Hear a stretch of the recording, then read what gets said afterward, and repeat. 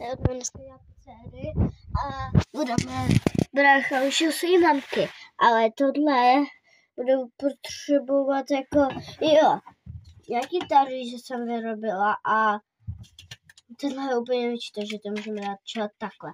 A nebo tady bez zákaz vstupu, že už je zavříno.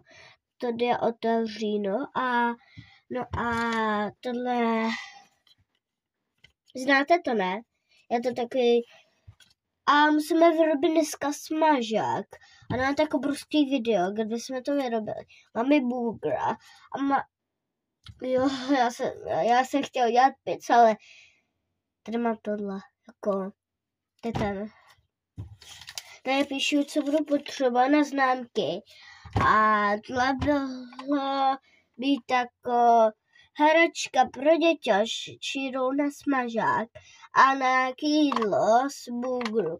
A si dělat pěkně, co chci, ale řekněte, co chcete, aby jsem vyrobil. Dejte to do komentáře, pijám se o to, co chcete, tak já to vyrobil a budu to natočím. A já vám ukážu, co jste všechno chtěli.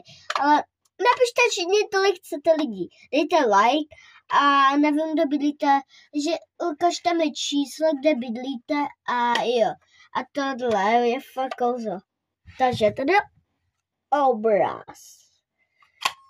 A teďka nejde, protože tady je to tlačítko. Pardon, je to fakt dobrý.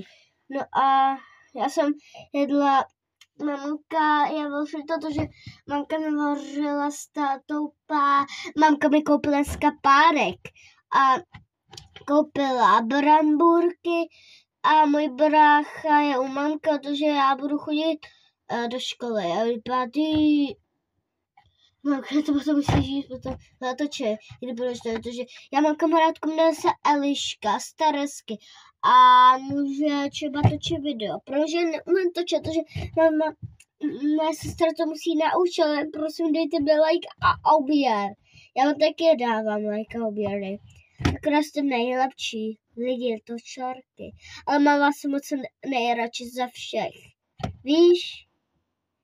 No a burger musím, musím vám ukázat můj pokojče. Ale já jsem doufám ukazovala. Já se do mých videích a dejte mi like a to už ne. Konec. Já za chvíli robím víc věcí, Tak čau.